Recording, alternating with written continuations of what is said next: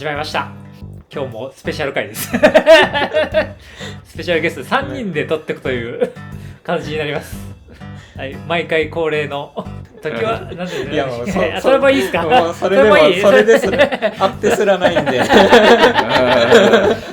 日お母さんが一緒に出てくださってるんで、今日なんか3色編の続きをやっていこうと思いまして。オパー監修。オパー監修じゃないですけど、3人で選びました、はい、今日のタイトルを発表させていただきます。これから納屋の統率者を始めようと思ってる人におすすめの統率者4選になります。あ、パチパチありがとうございます4体選んできました。まずもう早速行かさせていただきます。1体目、ジニー・フェイになります。誰も喋ってないです。ちょっとなんか喋ってくださいジニー・フェイの能力説明しますと、ジェトミアの上夫ジニー・フェイ、納屋の3マナ、これはちょっと特殊な構成ですが33で、あなたが1つ以上のトークンを生成するなら代わりにそれに等しい数の速攻を持つ22の猫か、それに等しい数の警戒を持つ31の犬を選んでもよい。はい、トークンが出ます、はい、トークンがとにかく出るという、これが結構納屋だと、結構人気ですよね。まあまあ人気だと思うよ、結構楽しそうですよね、トークン出すっていうことで。だいたいトークンの数が管理できない数に達するんだけど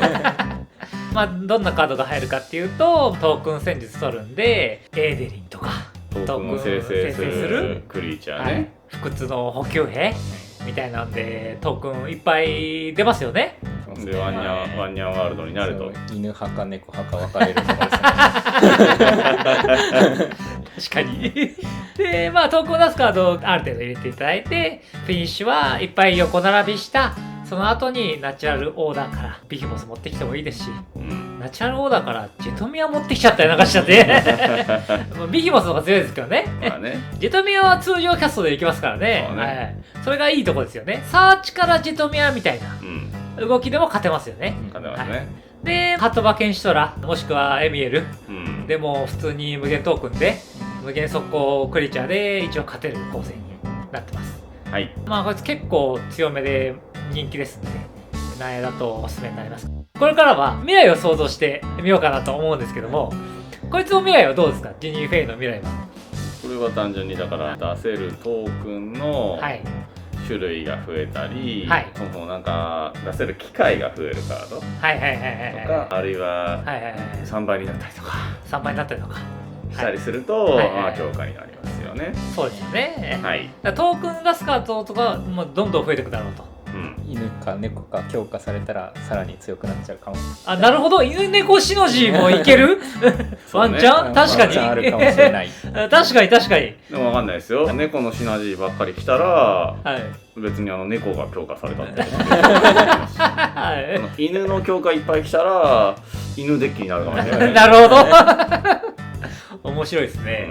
まあ次行きましょうか。2体目は砂の動物師ハゼゾンになります。こいつはちょっとなんか一回謝った回がありまして謝罪の回があったんですけども、俺がツイッターでこんなやついけねえだろって言ったら、ガチの大会でなんか結構いいとこまで行ったみたいな情報を手に入れまして、ガチガチのハゼゾン結構強いっていうことで一回紹介したことがあったんで、詳しくはそっちを見てほしいんですけども、まず能力説明しますと、納屋3マナの33の砂漠渡りはい、あなたの墓地から砂漠土地をプレイしてもいい。砂漠一つがあなたのコントロール下で戦場に出るたび、納屋の11の砂漠の民戦士クリーチャートークン2体を生成する。もうね、土地をプレイしただけで2体トークンが出てくるっていうところは、実は結構強いということでございます。そうなんですよね、まあ最近強化されましたよね。最近は砂漠テーマが劇的に拡張されまして急に強くなったみたいなねえ、そうですよね、こともございます。例えばどんなカードが入るかって言いますと、なんか、どうやら僕たちが調べた情報では法の定めとか起きまして、バキバキにオーラの破片で割ってくみたいなトークン出ますからでそのオーラの範囲で割ってく、マナファクトをバンバン割っていくと、バンバン割ってって、あと支部の収穫っていうカードがあるみたいなんですけど、2マナのエンチャントで2マナでクリーチャー1体生贄捧げると基本でない土地を対象としそれを破壊するってことは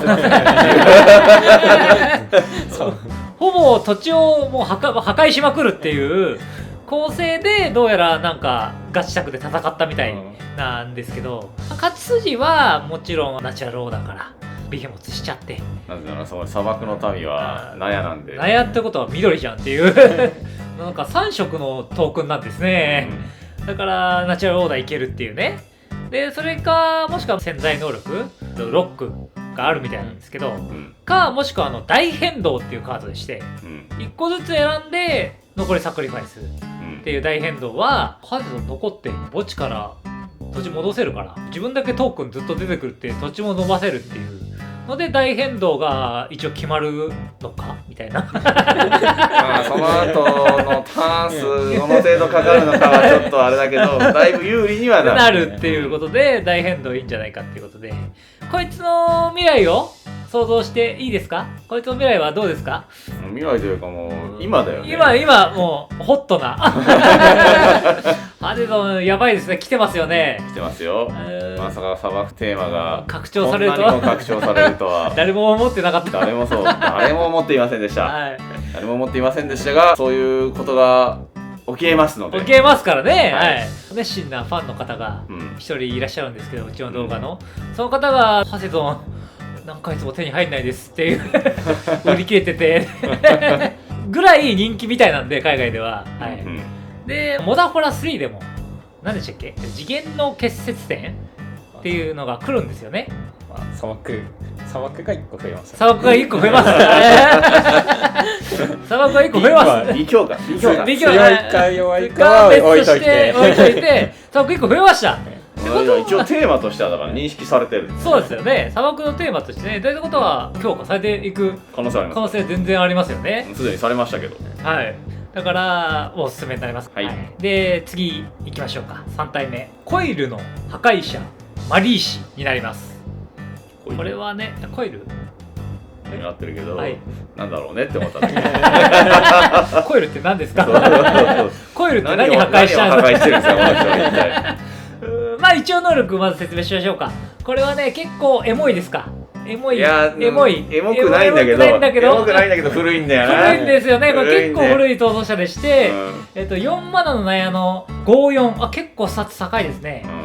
でまず戦闘中に対戦相手が呪文を唱えられない。これは何かあるんでしょうか？いや、わかんない。そのナヤカヤでインスタントでコンボ決められるんだったら、まあ実質撤廃者だと言ってもおかしくは。多分俺の予想だとトランプルにつけるんじゃないかなっていう予想なんですけどね。でこのあなたがコントロールしているクリーチャー1体がプレイヤー1人に戦闘ダメージを与えるたび、そのプレイヤーがコントロールしている各クリーチャーをそれぞれ思想します。これやばいです。はい、やばいです。1体でも通ったらそうです。一体でも通ったら全部しそう。全部しそう。やばくないですか？はい。だからとりあえず当時の思想っていうのは、そんなに大きなムーブメントではなかったので、そうね、結構軽い気持ちでこれ作られたと思うんですけどそうね。例えばどんなカードでダメージを通せば思想できるのかって言いますと、サルタリーの僧侶っていうクリーチャーがいるんですけども、白2マナのクリーチャーでプロテクション赤で21でシャドウ、シャドウですから、シャドウですからね、ブロックされない、シャドウがブロックしてるところ見たことないよね。一応シャドウ同士ならブロックできるんですよ。もしあれなんでしたっけ、ダウスイの僕はダウスイでブロックできますよ。一応ね。はい。ダウスイをブロックできるこいつ。一応シャドウとかブロックできない何かで攻撃してって通せば、ほぼ思想みたいな全部思想の状態を作ることができる。ますよね。できますね。例えば飛行でも意外とワンチャン通りますよね。人は通ると思う。ライラとか、いいですよね。いいですね。はい。で入れちゃって、でもただ問題が一つありまして、昔の思想デッキなんでドローができないんですよ。これがドローが大変でして、ドローどうすんだということで、まず例えばドローするカードで言いますとネリー・ポルカ、ジョン・ベントンカーンとか、オレリアこれやばいぞこれやばいぞやばいです。これ実はこのラインナップだとオレリアが相性めっちゃいいぞだいぶ悪いやつがね強化されましたね悪いドローエンジンが強化されまして、ドローは結構できるようになってきてますんで、でそこから勝ち筋ですね、勝ち筋はもう大体思想なんで、もうどう考えてもこっちは点数多いです、なんで自信一発で決まります自信系もフル投入しても自信系も増えてますんで、自信フル投入して最後打てばそれで勝てるでしょうぐらいの軽い気持ちで勝てると思います、結構強いですよねこいつ多分で。一応1枚だけ紹介したいんですけども、これも強化されてまして、白熱する追跡というカードなんですが、2マナのエンチャントで場に出た時クリーチャー1体に容疑をかけると、でこいつが戦場にある限りそのクリーチャーは思想されています、であなたのターンの戦闘の開始時に2人以上のプレイヤーがゲームに敗北していた場合、差しになってる場合ってことですね、いわゆる思想デッキっていうのは差しになると弱いんですが、これを出すと思想されてたり容疑をかけられていたりするやつが全部そのクリーチャーのそのプレイヤーのコントロールを得て速攻を得るということで、普通に最後に待ってよ、まずいですかこれ、まずい、そうだ、まずくないですか、まずくない、攻撃通ってからですよ、思想するの通って思想、まずいっすね通って思想して帰ってこない、殴ってきちゃうダメですね先置きが必要。先置き、先置きしとけば一応思想して毎ターンやってれば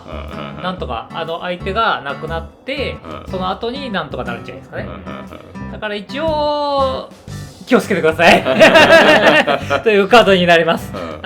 でそんな感じでこいつの未来を想像してるんですが、こいつの未来は今ですまあそうですね、こいつの未来は今です、こいつが出た当時は、思想のメカニズムでどうこうするのはかなり困難でしたけども、年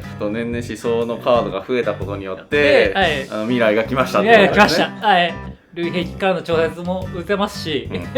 もう思想のギミックがどんどん増えてくんで、なんかねかなり強くなりますよね、対戦相手のダメージが増えるみたいなのがあるでしょうしね、今後。だからこいつの未来は明るいですが、手に入りません英語だったら手に入ります品薄でございます。品薄です。でお気をつけください。早く買った方がいいと思いますで次行きましょうか。次はなんと持ち込みでおばあさんが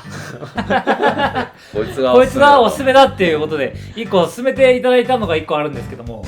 街角の料理人6個になります。6個です。6個です。6個ですよね。当然サーチしてくる。サーチしてくる？なんかの表紙にあるかもしれない。食物連鎖サーチしてくるやつですよね。食物連鎖。いやだから大体アカデミーの学長をサーチしてそれをサクって食物連鎖持ってきてっていうやつですよね。でそいつじゃない？いやなんか食物は出るんですけど連鎖するかは連鎖なる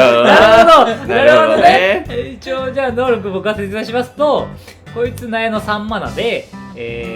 スタッツが24です。あなたの終了ステップの開始時に各プレイヤーはそれぞれ自分のライブラリーの一番上にあるカードを追放します。各プレイヤーです。で次のあなたの終了ステップまでそれをそれぞれみんな使っていいですよ。合ってますかね。でプレイヤー1人が追放領域から土地をプレイするか呪文を唱える、それを使ったらクリーチャー1体を対象としてそれの上に11カウンターを1個置き食物が1個出るという能力になります。どうするんやっていうね。まず1回カジュアルで考えましょうカジュアルですよねこれは。まあそうですね。カジュアルですよね。C に行ける6個かはちょっとそれは忘れていただいて一応例えば入るカードで言いますと異端のホーム感裏ブラスクみたいな5マナ44でアップキープの開始時にあなたのライブラリの一番上のカードを1枚を追放する、そのターンプレイしてよい単純に自分のドローが増えるってことですね、で各対戦相手の最初のドローが衝動ドローになるんですよね。そうですね。なんでみんな最初のドローが衝動ドローになるから、それを使ってくれれば6個能力優しますよというようなカードがいいんじゃないかということで、ウバの仮面みたいな引くカードが全部衝動ドローになったりするとみんな使ってくれて、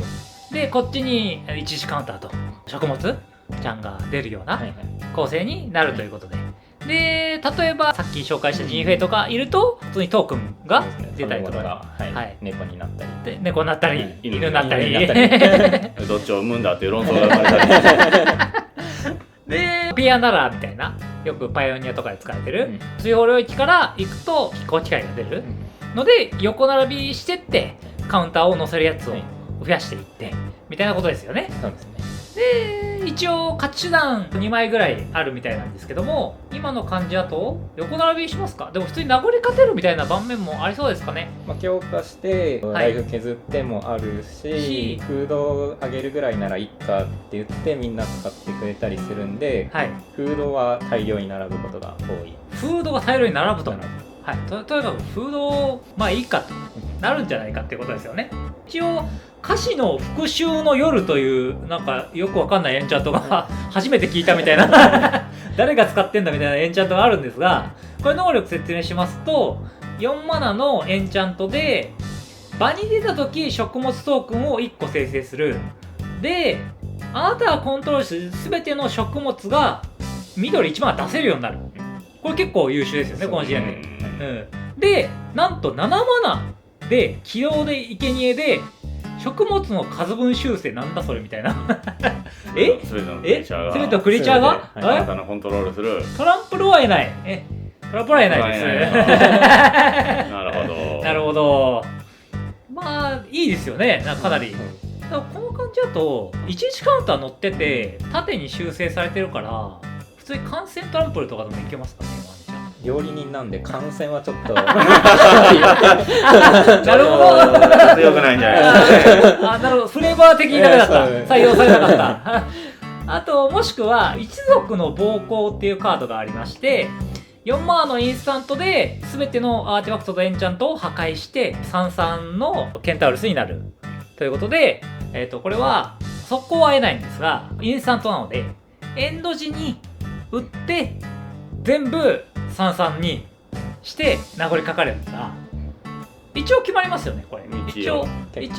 うまあ、カジュアルタクだったらある程度決まればダメージって決まるじゃないですか。だから一撃決まるぐらいの感じではあるってことですよね。鹿じゃなくて鹿っぽい上半身この生物だったと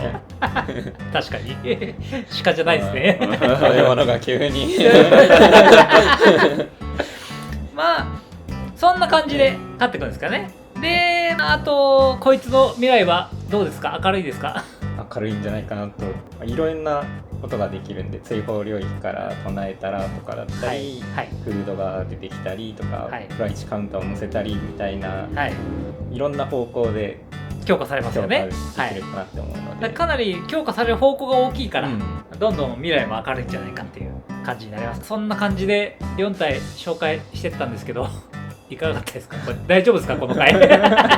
体ねいつも不安なんだよ。いつも不安なんだよね。不安なんだかなって思いながらいつも出してるんで適当なこと言ってんなって思いながら言っていただけるとありがたいですね。他にもね好きな逃走者ございましたらコメントしていただけるとありがたいですということで。たまにディオさんがパクって作るかもしれませんね。パクって作るからそれいいなってなっていきなり作る出すかもしれないんでコメントしてくれるとありがたいです。あとチャンネル登録お願いしますということでお願いします。今回の動画は以上になります。おしまい。